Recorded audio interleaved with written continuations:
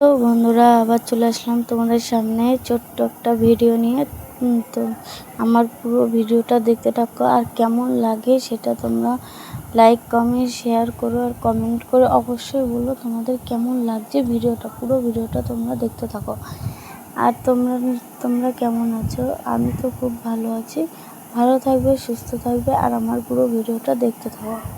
দেখো, প্রথমে আমি কড়াইতে তেল দিয়ে মাছ ভাজা করছি, আর এদিকে চাল কুমড়ো কুচিয়ে দিয়েছে আমার শাশুড়ি, সেটাই এখানে রেখেছি যে মাছ ভাজার পরে চাল কুমড়োটা ভাজবো ওই তেলে, তারপরে মাছটা করবো। এই দেখো, এখানে আমার মাছ এক পিঠ হয়ে গেছে, এইদিকে উল্টে দিলাম আবার।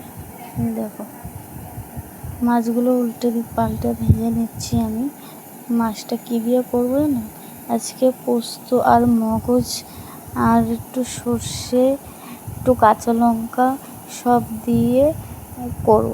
তোমরা আমার ভিডিওটা দেখতে থাকো, আশা করি ভালো লাগবে। ভালো করে লাইক কমেন্ট শেয়ার, আর চ্যানেলটিকে প্লিজ সাবস্ক্রাইব করো, কমেন্ট করে বলো তোমাদের ভিডিওটা কেমন লাগছে। এদিকে দেখো, আমার মাছ ভাজা হয়ে গেছে, আর ওইখানে কড়াইতে চাল কুমড়ো ভাজা বসিয়ে দিয়েছি, যেহেতু আমার মাছ ভাজা হয়েছে। আর এদিকে মামনি ঘুম থেকে উঠে পড়েছে, হাই করতে বলছি। ও মানে হাই কপাল এটা বলে, যে উঠে জন্য হাই কপাল দেখাচ্ছে। যখন বললাম টাটা করো, ও তখন বুঝতে পারলো, তখন টাটা করছে। দেখো, আসলে কিছু করলে যে আমরা বলি হাই কপালের জন্য, ওর হাই কপালটাই দেখাচ্ছিল।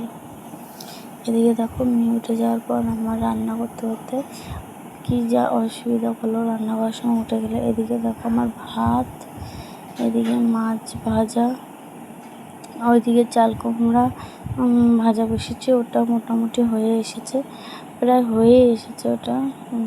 চাল কুমড়া ভাজা এখানে।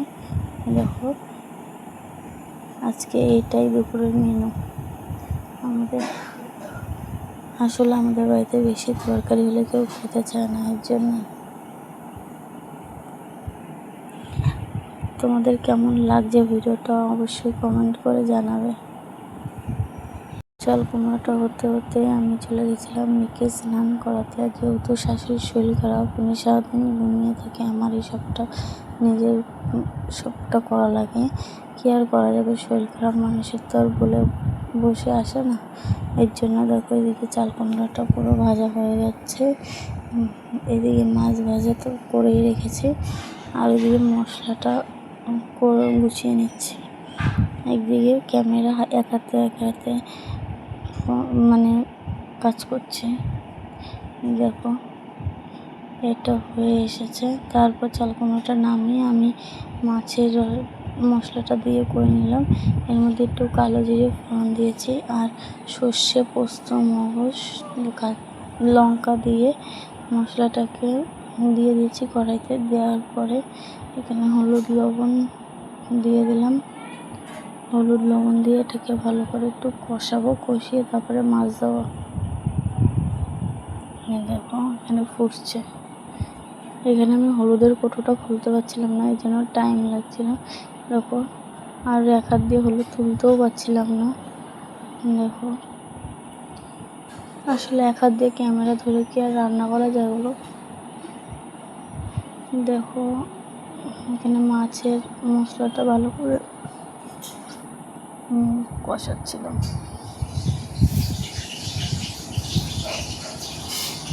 তোমরা যদি এইভাবে মানে খেতে চাও, একদিন করে খাবে, দেখবে দারুণ লেগেছে।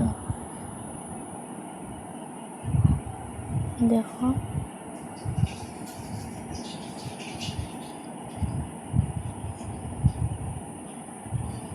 তাকে কষিয়ে নিয়ে তারপরে মধ্যে মাছ দেওয়ার জন্য আমি কষাচ্ছিলাম। দেখো, ভালো করে কষিয়ে নিচ্ছে। আর মাছটা রান্না করতে বেশিক্ষণ টাইম লাগেনি, যেহেতু আলু নেই আর পোস্ত মগজ এগুলো তো বেশি কষাতে লাগে না, অল্প টাইমে হয়ে যায়। তবে এই জন্য টাইম লাগলো না করতে। এদিকে দেখো, একটু জল দিয়েছিলাম, কারণ একদম অল্প হয়ে গেলে তো আর খাওয়া যাবে না, ভাতে মাখিয়ে খাওয়ার মতন তো একটু ঝোল করতে হবে। আর আমাদের বাড়িতে ঝোল তরকারি একটু বেশি খায় সবাই, এর জন্য। বেশি খায় বলতে তোমাদের দাদাভাই বেশি ঝোল তরকারি লাগে, আর সবাই শুকনো শুকনো খায়। এইদিকে দেখো, মাছের ঝোলটা ফুটলেই আমি এর মধ্যে মাছটা দিয়ে দেবো। দেখো এক হাত দিয়ে ফোন ধরে আর এক হাত দিয়ে রান্না করছিলাম, গুছাচ্ছিলাম। এদিকে মাছের ঝোল করছিলাম। দেখো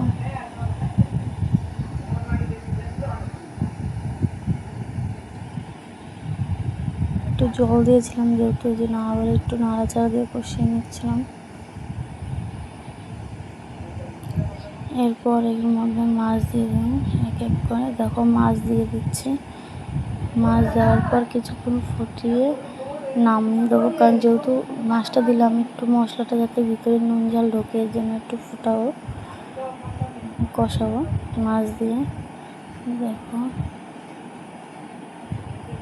মাছগুলো আমি এক এক করে দিয়ে দিলাম, আর বেশি ঝোল করিনি, কারণ এগুলো দিয়ে ঝোল ভাল লাগে না, মাখা মাখাই ভাল লাগে, এর জন্য।